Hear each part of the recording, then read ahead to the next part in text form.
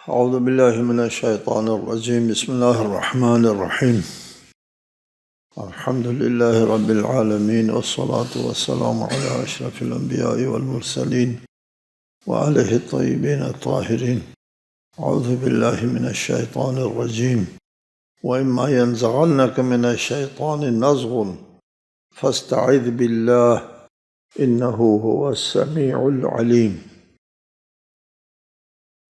سورہ فصلت آیت 36۔ اگر آپ شیطان کی طرف سے کوئی وسوسہ محسوس کریں تو اللہ کی پناہ مانگیں، وہ یقیناً خوب سننے والا جاننے والا ہے۔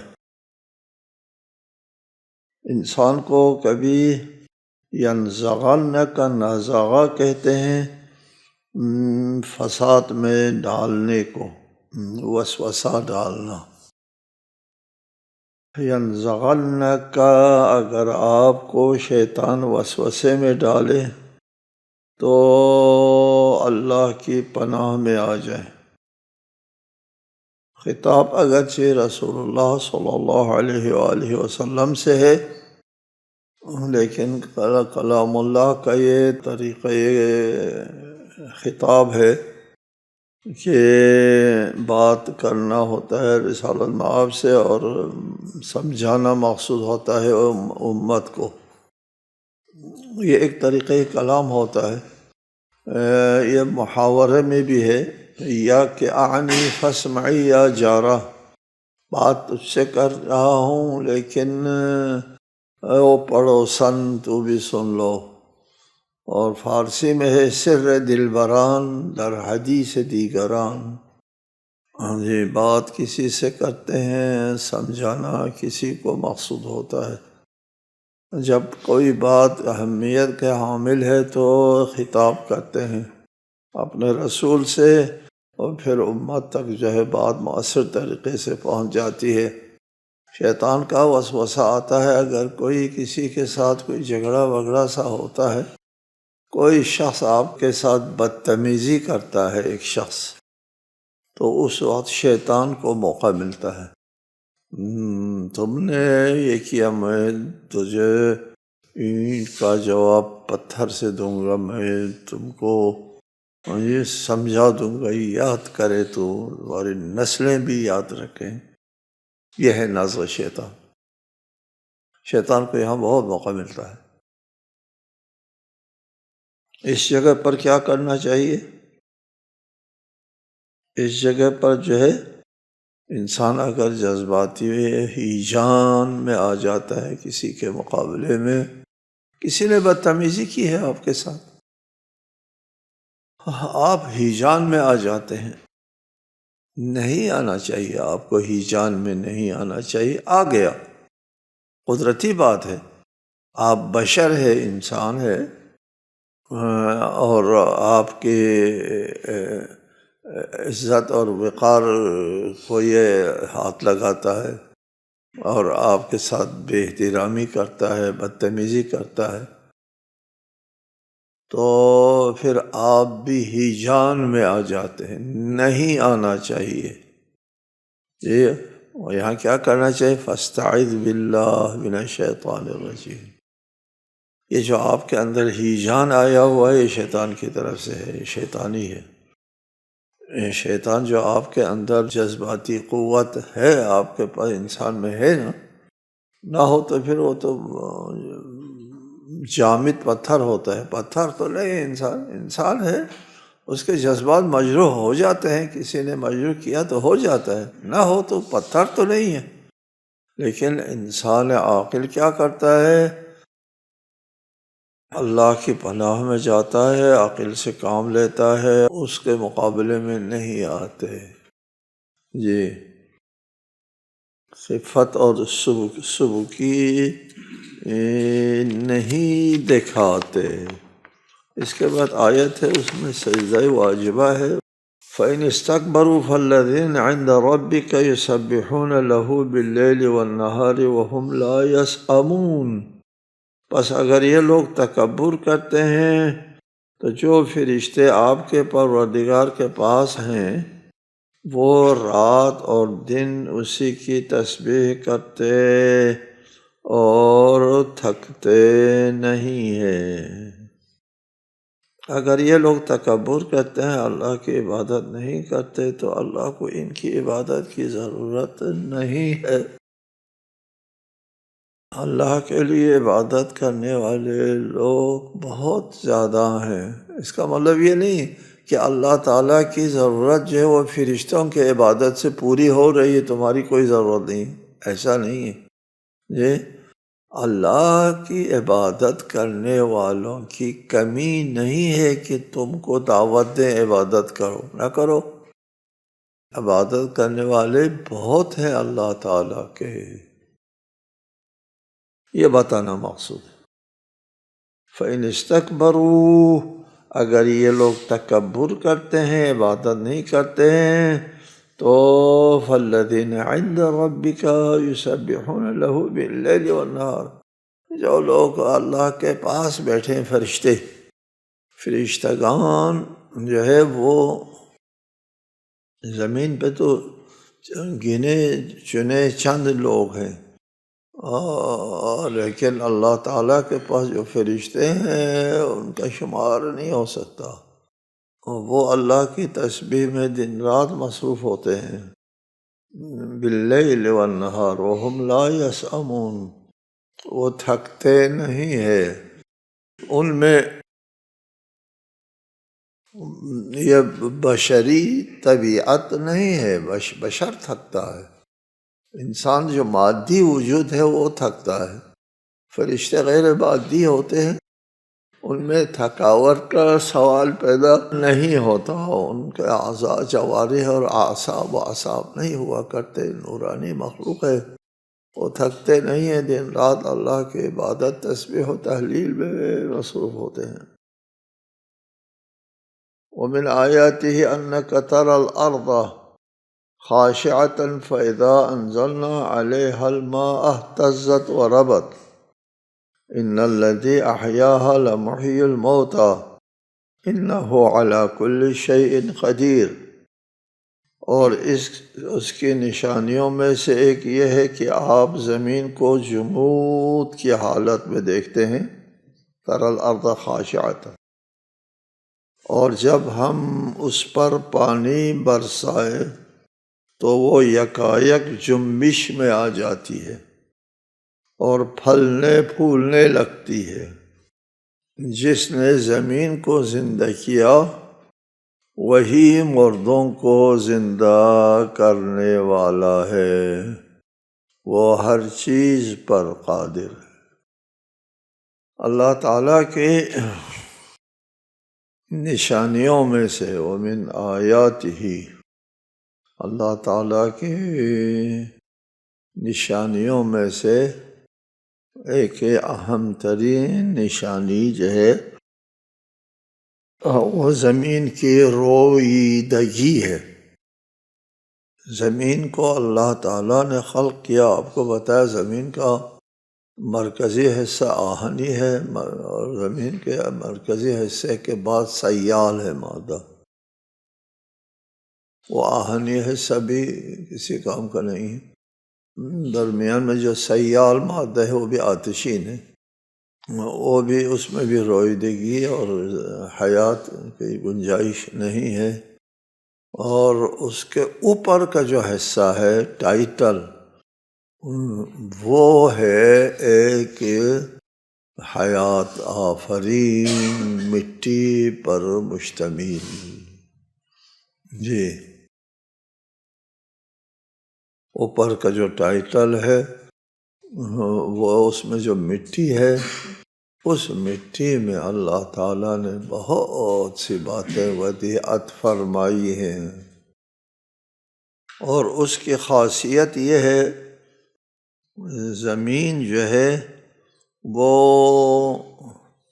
خاموش پڑی رہتی ہے جی، خشوع یعنی جمود ہے، کوئی جنبش اور حرکت اور حیات زندگی کے آثار اس میں نہیں ہے، پڑی ہوئی ہے، خاک ہے۔ جی، اور اس پر پانی پڑ جاتا ہے۔ جی، یہ بات قابل توجہ ہے، ہم لوگ اس کے اوپر فکر نہیں کرتے، معمول سمجھتے ہیں۔ اس میں حیرانی کی کیا بات ہے؟ زمین ہے، زمین کے اوپر پانی پڑنے سے زمین سرسبز ہو جاتی ہے، اور کیا ہوتی ہے؟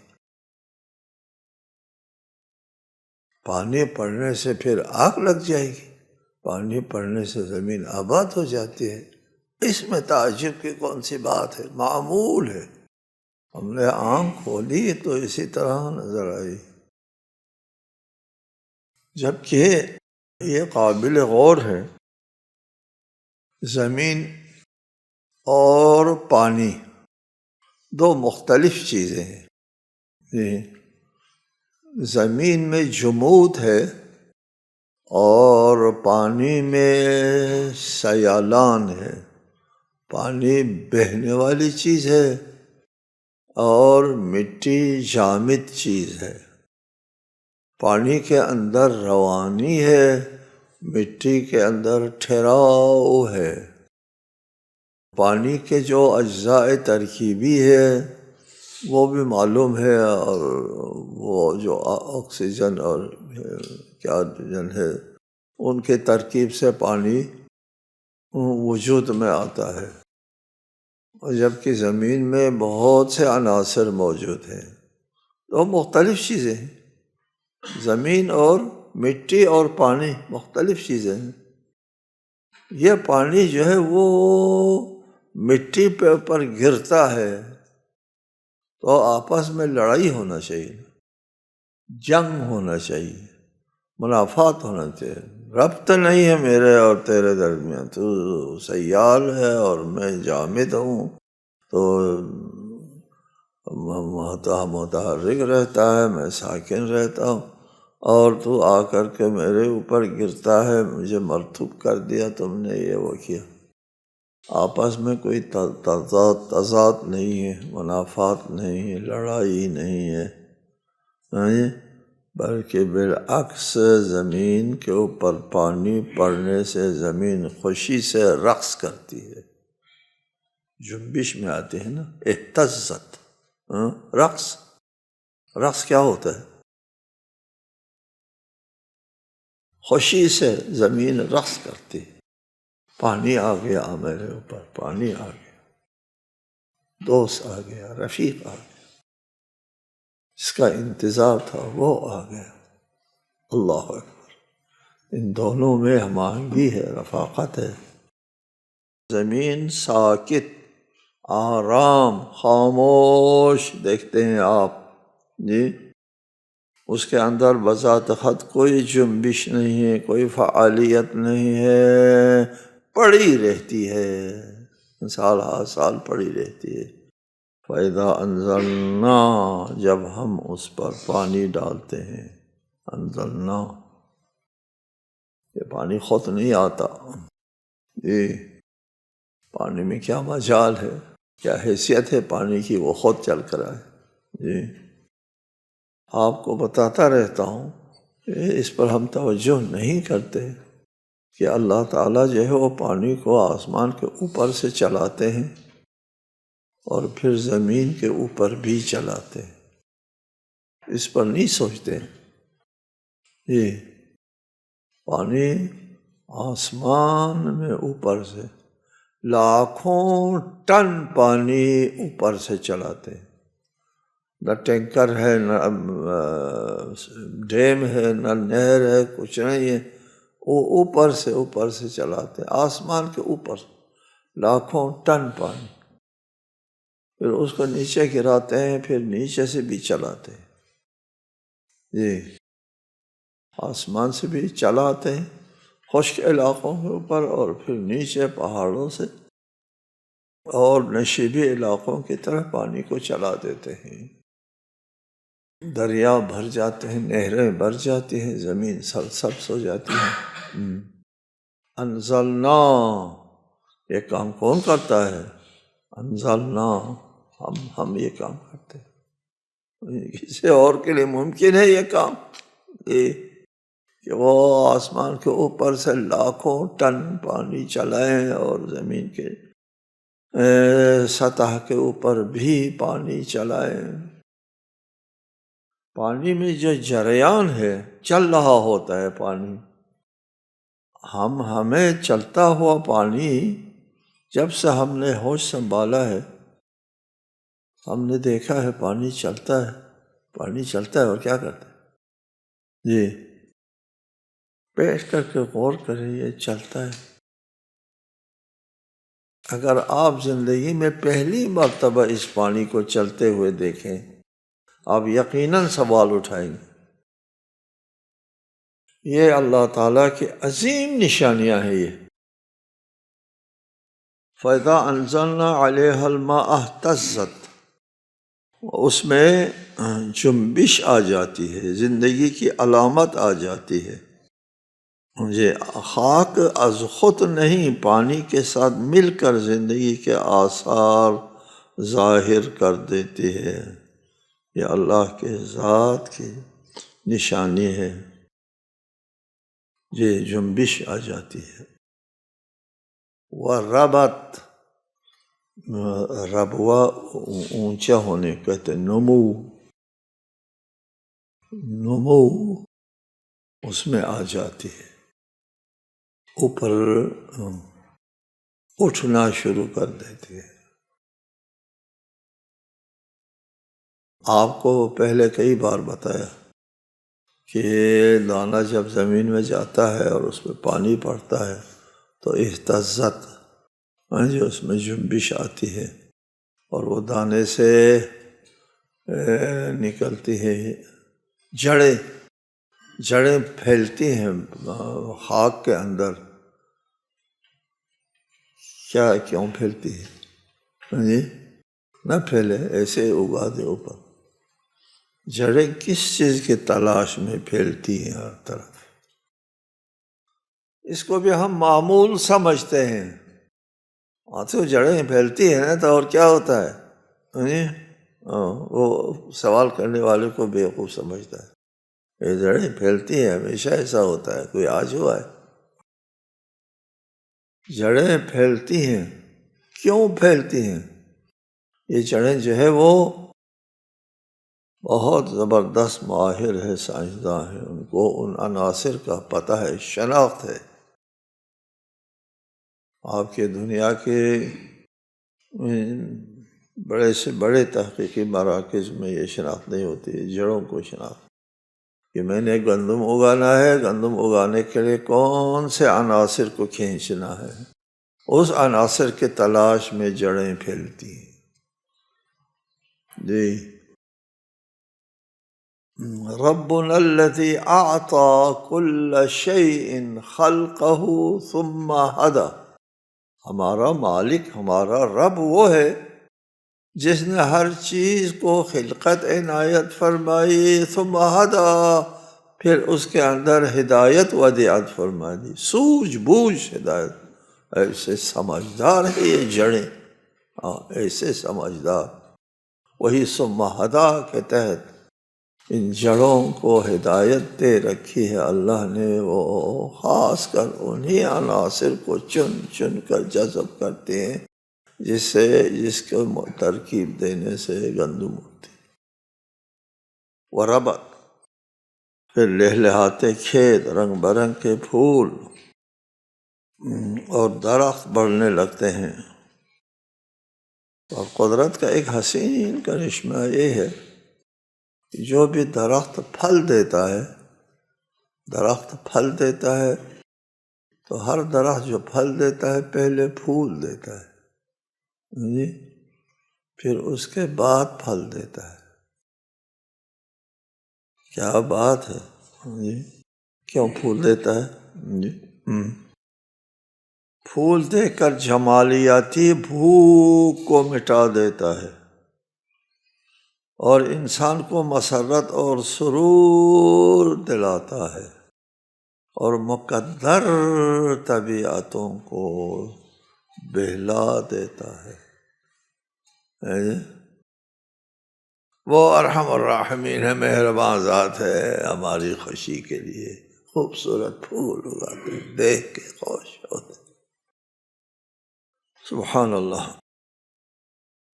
پھر بہلاتا ہے، ہم کو خوش کرتا ہے، پھر دسترخوان بچھتا ہے، پھل دیتا ہے، پھل توڑ کر کے کھا لیتے ہیں اور شکر بھی نہیں کرتے۔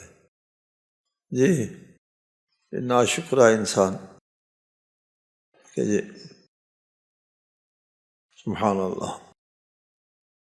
ان الذی احیاها لمحیی الموتى، جس نے اس خاموش بے جان زمین کو زندہ کیا اور اس سے قسم قسم کے پودے، پھل، میوے، دانے نکالے، یہ وہ کل تم کو بھی نکالیں گے۔ مردے جب دفن ہوتے ہیں تو زمین میں خاک ہو جاتے ہیں۔ جو منکرین ہیں، منکرین قیامت کہتے ہیں میں یحیی، کون زندہ کرتا ہے ان مٹی شدہ لاشوں کو؟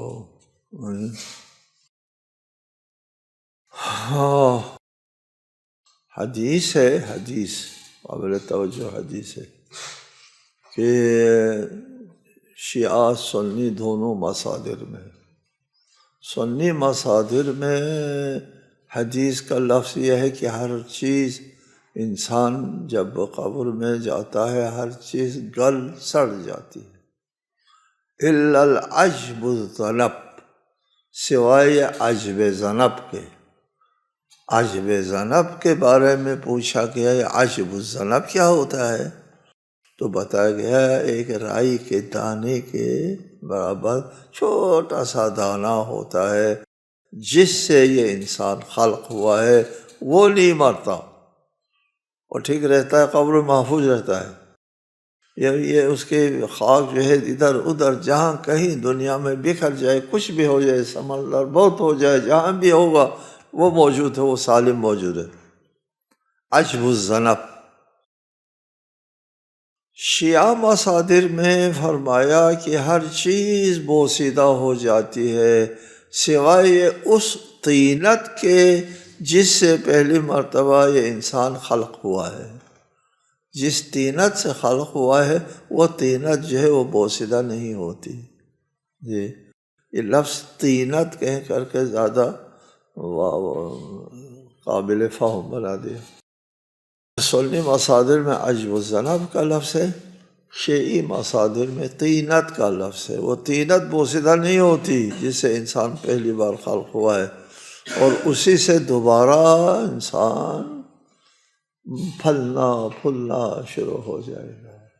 جی ان الذی احیاها لمحیی الموتى، جس نے اس زمین کو زندہ کیا ہے اور مردوں کو بھی زندہ کرے گا۔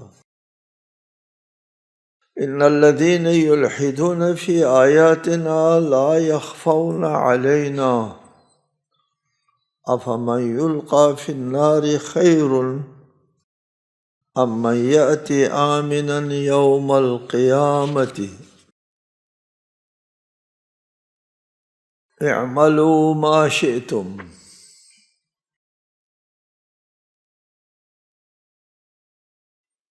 انہ بما تعملون بصیر۔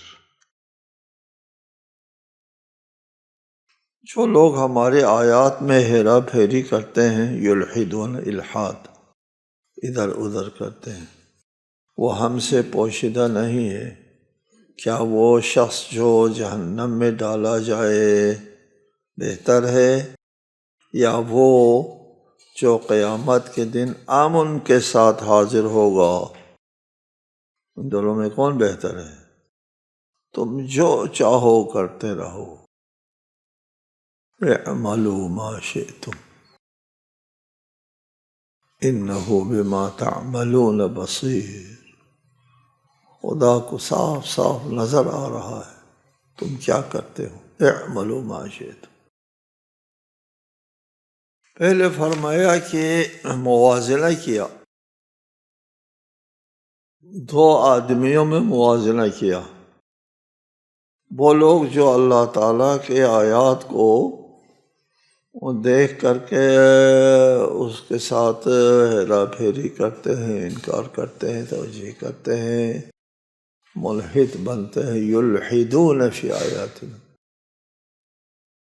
اللہ تعالیٰ سے ان کا جو الحاد ہے وہ کوئی پوشیدہ نہیں ہے، اللہ کے سامنے، اللہ کے محضر میں بیٹھ کر کے یہ لوگ جرم کرتے ہیں۔ افمن یلقی فی النار، کیا جو ایک سوالیہ نشان ہے، جو جہنم میں آتش میں پھینکا جائے گا وہ اس شخص کی طرح ہو سکتا ہے؟ امن یاتی آمنا، جو اللہ تعالیٰ کی بارگاہ میں امن و سلامتی کے ساتھ آتا ہے، یہ دونوں برابر نہیں ہو سکتے، سب کو پتہ ہے۔ یہ ملحدین کا حشر بہت برا ہوگا، اللہ کے پر ایمان لانے والے امن و سکون، امن و سکون، کوئی فکر، کوئی غم نہیں ہوگا، دونوں برابر نہیں ہو سکتے۔ جب دونوں برابر نہیں ہو سکتے، تم اللہ تعالیٰ کے آیات میں ہیرا پھیری کرتے ہیں، پھر جاؤ جو چاہو کرو۔ یہ بہت بڑے عذاب کا پیش خیمہ ہے، جو چاہو کرو۔ آپ کو بتاتا رہتا ہوں کہ خدا جس کو چاہتا ہے گمراہ کرتا ہے، اس کا مطلب یہ ہوتا ہے جو قابل ہدایت نہیں ہے تو ان کو اپنے حال پر چھوڑ دیتا ہے، جو چاہو کرو کرتا ہے۔ یہ اضلال، اسی کو اضلال کہتے ہیں، تو گمراہی میں ڈال دیا جاتا ہے ابتداءً نہیں، خود جو قابل ہدایت نہیں ہوتے ان کو کہا جاتا ہے اعملوا ما شئتم، جو چاہو کرو۔ جی آگے دیکھا جائے گا۔ اور پھر اس کے بعد فرمایا انہ بما تعملون بصیر۔ اللہ تعالیٰ اس آیہ مجیدہ میں ایک روایت ہے شواہد التنزیل میں، حسقانی عالم اہل سنت حنفی ہے، انہوں نے اس روایت کا ذکر کیا ہے حضرت ابن عباس سے، کہ انہوں نے فرمایا افمن یلقی فی النار سے ولید ابن مغیرہ مراد لیا گیا ہے، اور امن یأتی آمنا یوم القیامت سے علی ابن ابی طالب علیہ السلام مراد ہے۔ السلام علیکم ورحمۃ اللہ وبرکاتہ۔